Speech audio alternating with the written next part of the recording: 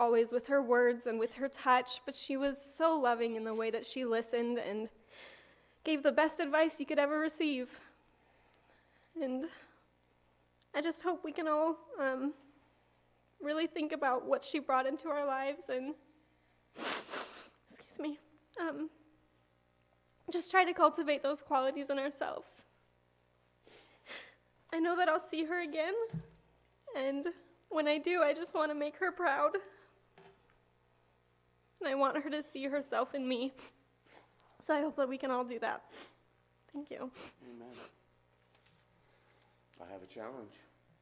Everybody grab 3 candles and carry on her torch. Yeah. There's not enough there. We need more. How many people she touched in her life and her wisdom and her dedication? Exponentially. Light a candle. Carry the torch for Janice. Thank you.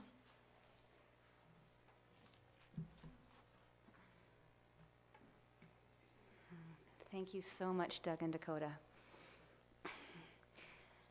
That's really what the candles represent, is how we live on someone's influence in our lives, and you said it so well, both of you. So we have some time now to think about Janice in our own ways after hearing the memories of others who were so close to Janice. We're going to listen to some music that Janice loved, and it's a song that you'll recognize. It's a song written to honor a woman known as being full of grace, who lived the nitty-gritty of life with great dignity. So it's a song that's really well chosen for today. Thank you, Gaynor, in remembering the ways of Janice, full of grace indeed, down to earth, non-materialistic, as Linda shared, as one of Janice's many honorable traits.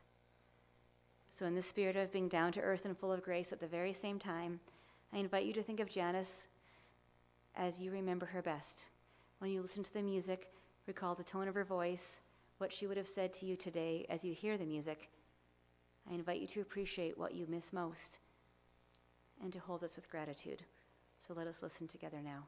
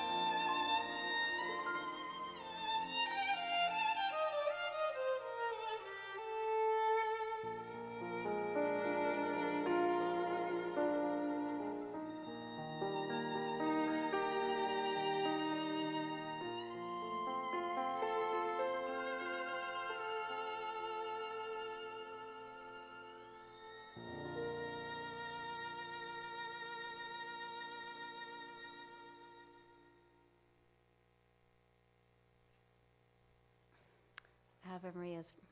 That's such a beautiful song. And thank you for choosing it, Gaynor. It was perfect. We've heard a few stories, and stories are what bring significance to someone's life. So we're going to hear a few more. Janice knew what it was to be a friend, and she treasured her friends from nursing and bridge. So I'm going to introduce these friends who will come and share with us about their friend Janice.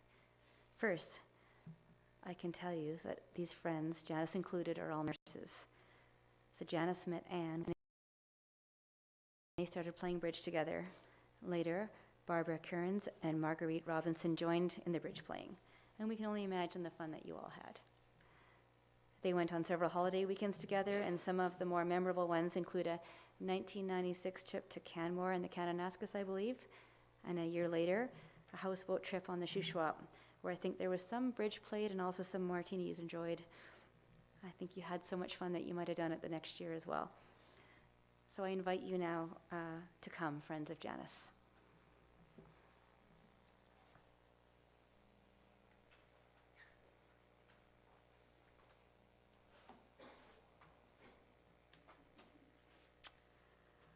I have to say, Dakota, that I would love to receive a letter like that from one of my granddaughters one day. My first memory of Janice is back in the early 90s, shortly after I moved to Calgary with my husband, Randy, and 3 children. Marguerite and Anne asked if I would be interested in partnering Janice in a bridge game. As time passed, not surprising to those who knew her, she became not only a great partner in bridge, but we developed a relationship that was a long-lasting and special friendship. You have likely heard the saying, "A friend in need is a friend indeed." I do agree with that sentiment because true friendships are reciprocal. A true friend is someone who cares about you and someone you can trust. Some of us have many friends, some of us not so many. How many of us are fortunate enough to have a friend who we can trust implicitly with our innermost feelings, someone to whom we can turn to in a time of need? Janice was just such a friend to me. My husband, Randy, is unable to be with us today. We have been reminiscing this past week about our times with Janice.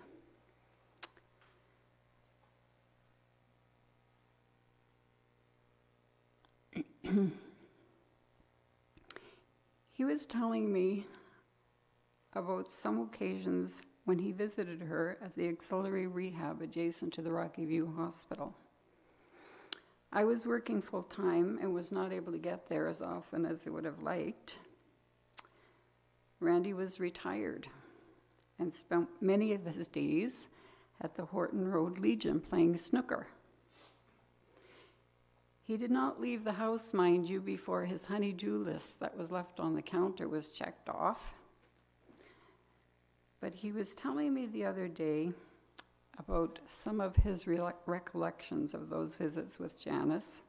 He would go up there after his snooker game and visit with her, and he said she was always happy to see him and wanted to find out what was going on in our lives, talking very little about her own problems. My last conversation with Janice was about a month ago. The purpose of my call was to find out how she was doing. But after very few words spoken between us, I found myself telling her about the trials in my life. Being the perceptive listener that she was and asking some very discerning questions, the conversation went on for some time. I found myself apologizing for burdening her with my concerns, when that was not my intention. Her response to me was, "Barbara, is that not what friends are for?" Thank you, Janice, for being such a kind, wonderful friend. We love you, and we're going to miss you very much. I am visualizing Janice now in heaven with no oxygen, sitting at the card table with that big smile and bidding 7 no Trump and making it every time.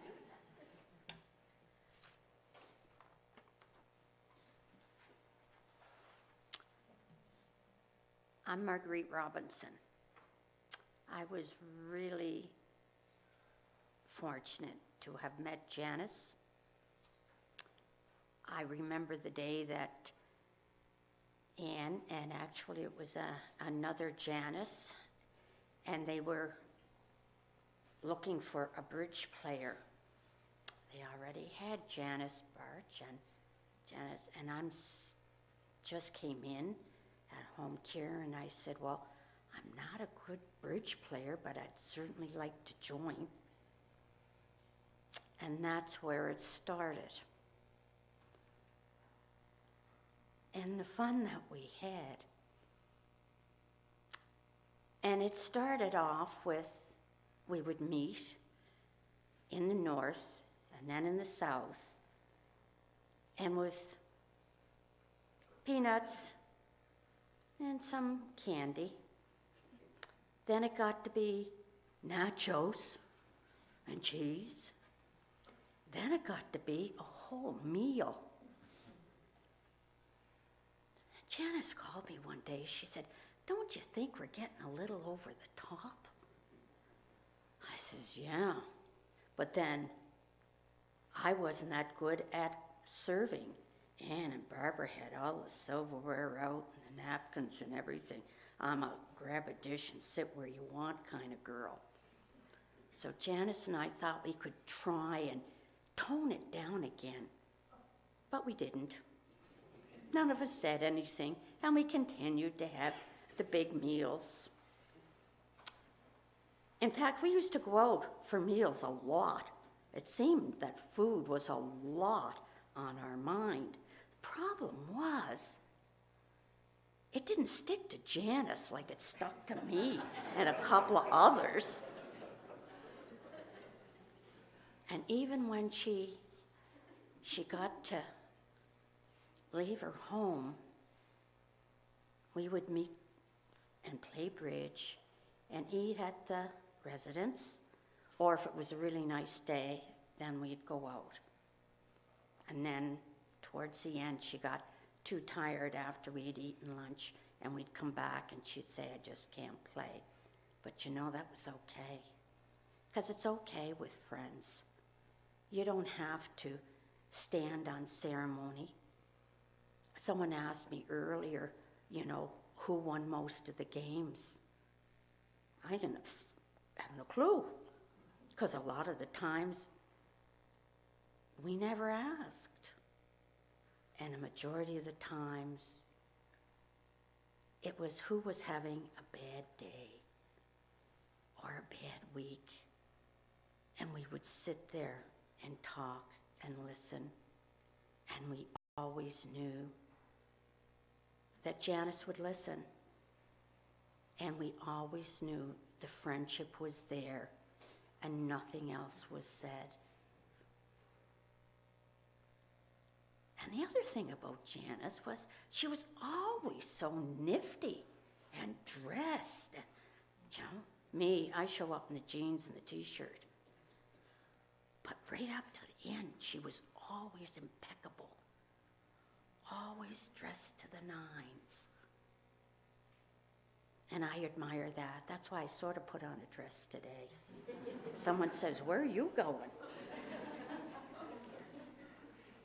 So I will miss Janice very, very much. I considered her a dear friend, and I will miss her.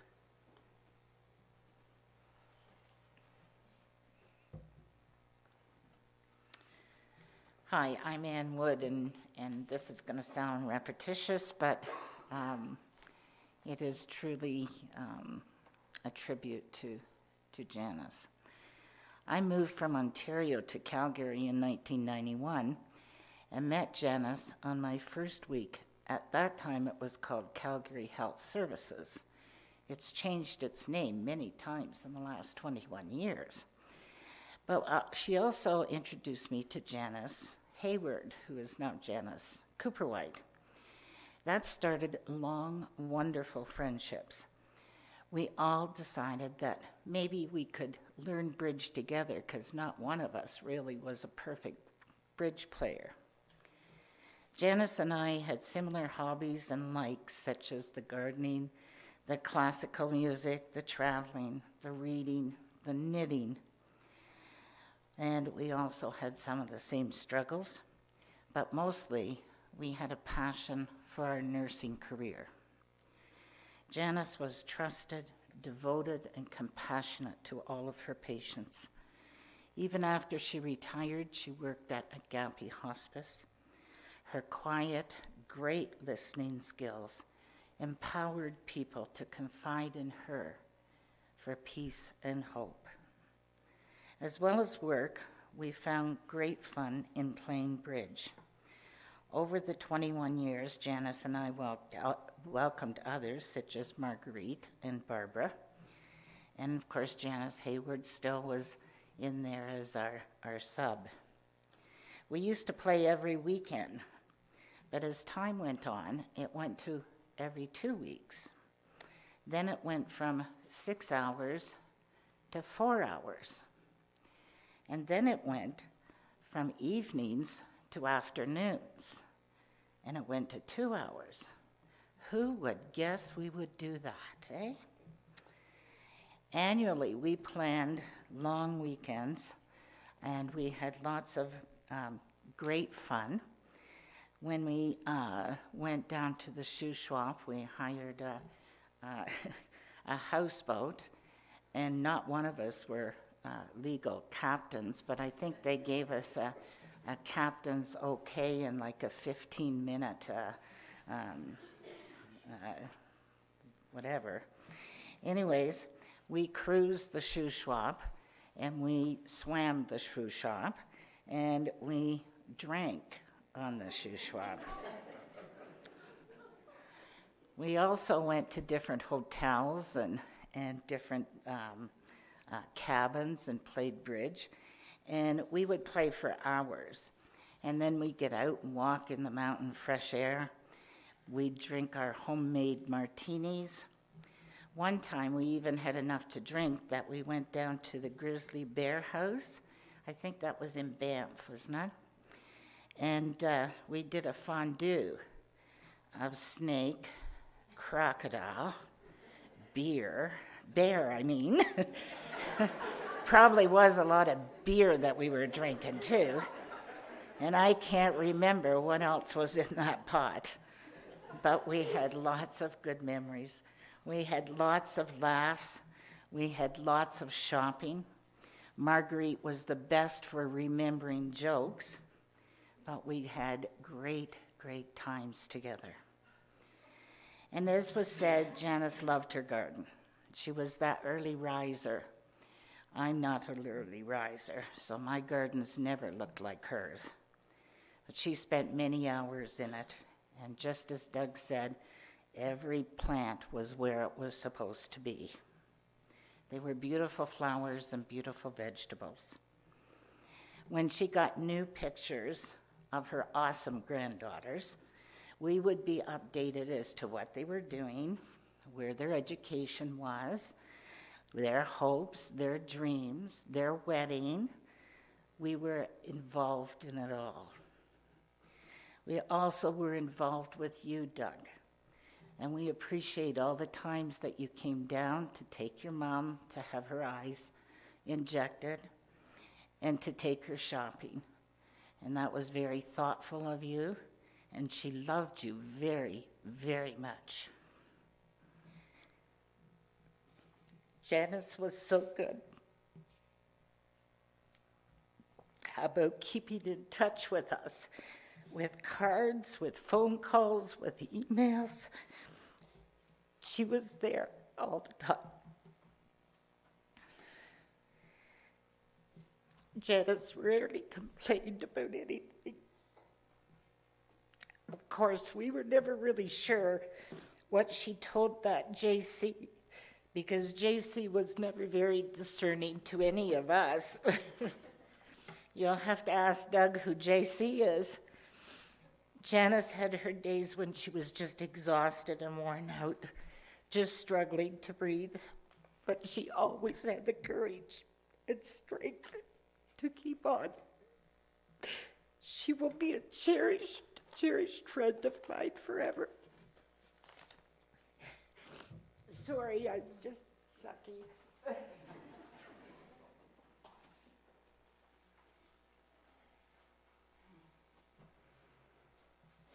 Oh, thank you so much. There's no stories. You speak of friendship in a way that is tremendous. And fine memories in a way that honor Janice really deeply today. So thank you. And there's a sibling relationship. There's something very unique and important about the friendship between a brother and a sister as they grow into adulthood. And Gary, from all that you have shared about your journey together over the years, from childhood and right now until goodbye, Janice was a really fortunate sister to have you. So I invite you now to come and share.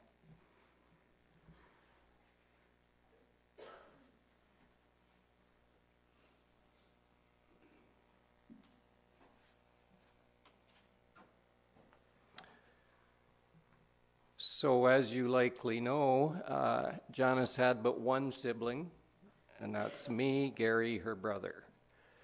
I'd like to begin by taking this opportunity on behalf of Doug, Dakota, Rachel, Linda, Curtis, and myself to extend our sincere thanks and appreciation to each of you for coming out this morning to celebrate and pay tribute to Janice's life.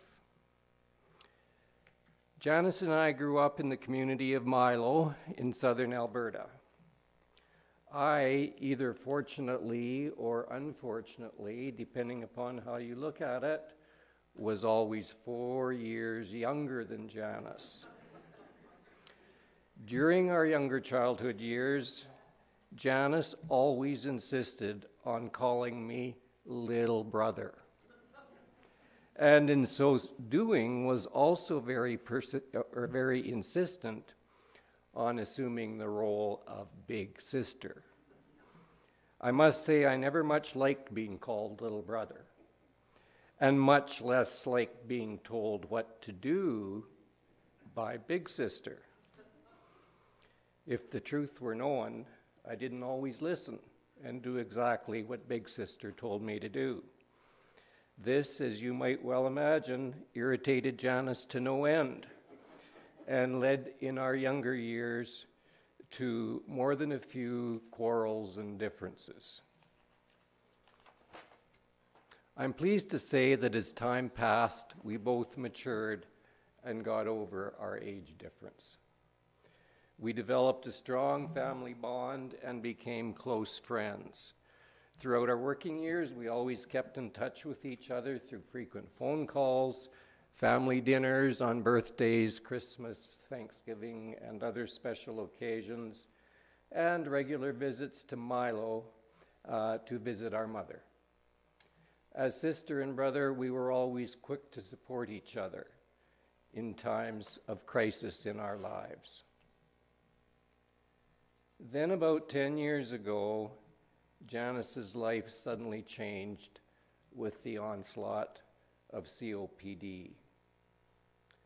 Shortly after her return home, after spending a number of weeks in intensive care, at which time we thought we were going to lose her, I began to realize, as did her friends, that Janice would need additional support and assistance in dealing with her health issues.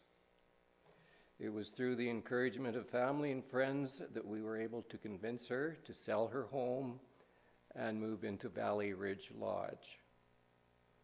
As difficult as this was for Janice at the time, she was able to adjust and I believe enjoyed a number of good years living at the lodge. Needless to say, Janice's life since developing COPD has not been an easy one. Those of you who know her well, and this is being reinforced this morning, would I think agree that she was determined, strong, and courageous in her battle.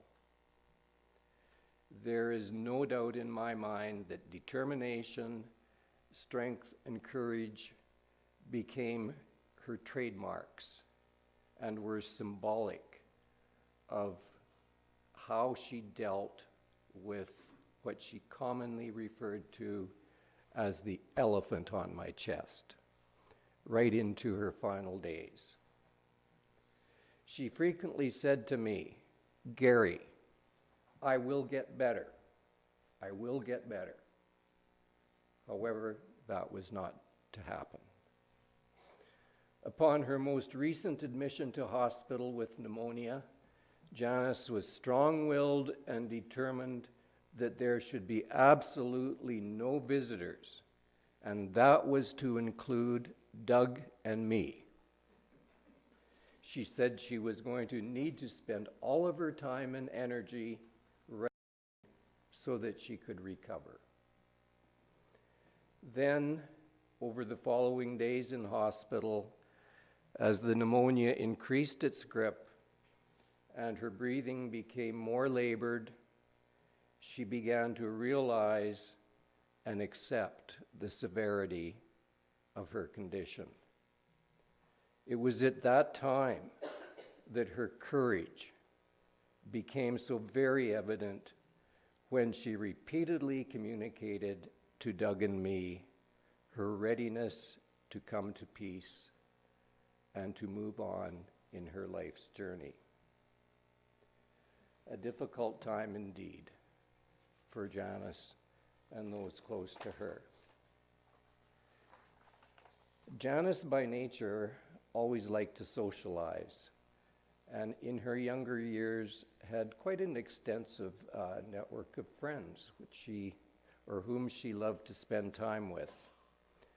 In more recent years, though, and likely a result of her declining level of energy, she chose to maintain contact with just a small circle of very close friends, many of you who are here today. One of those friends, Gaynor, was at Janice's bedside with Doug and me when she passed.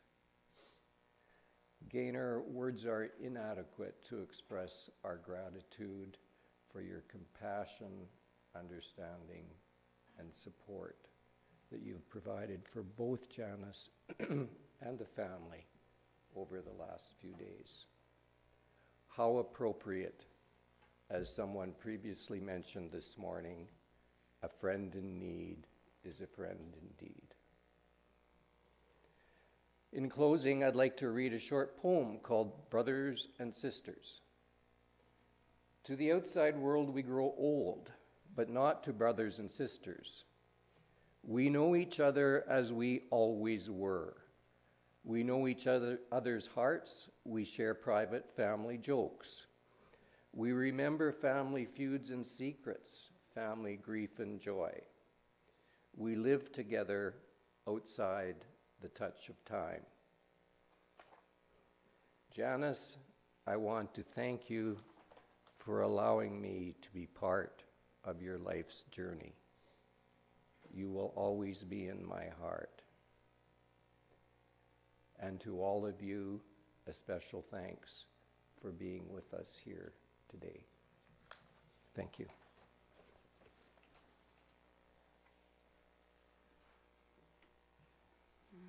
Thank you, Gary. Beyond the touch of time. That's beautiful. And indeed, that's how we will continue to enjoy life with Janice, beyond the touch of time. So in this spirit, it is with gratitude that we begin to conclude our service this morning. Gratitude that we have grown and will continue to grow beyond the touch of time because of Janice's influence and with memories that give substance to her legacy. Memories that were so well shared. May we affirm the love that we have for Janice, she who made an impact on this world by showing us how, no matter the circumstances, that we can choose to enjoy and appreciate and to be kind. In the midst of our brokenheartedness and missing her, may we celebrate each other and take every opportunity to smell the roses as she would. May we go forward to affirm all that was good and true and beautiful in the life of Janice, and know that she would say to us, as in the words that Linda read, "Remember not my fight for breath, remember not my strife, please do not dwell upon my death, but celebrate my life." And our gathering today has had room for grief and has also been truly a celebration of her life as she would have wanted. The family extends their invitation to all of you to join them for a reception here at McInnes and Holloway right after our service, where there will be opportunity for sharing of your memories and stories that celebrate Janice's life even more. Everyone is invited. After the reception, the family will be going to Mountain View Memorial Gardens to say their final goodbye at a graveside committal. And so let us think of them with all of our care and support as they do this. And now, in closing our time together today, I invite you to hear our recessional music, Simple Gifts, by the Mormon Tabernacle Choir, and this song is chosen in honor of Janice by Gaynor. The music will have us leaving the space in the spirit that we entered it, with the deliberate joy of a dance, or of a bee in Janice's garden, perhaps. So let us hear the words as we go now. "'Tis a gift to be simple, 'tis a gift to be free. And seeing life as a gift is indeed what brings peace to the soul. And we thank you, Janice, for showing us that this is true."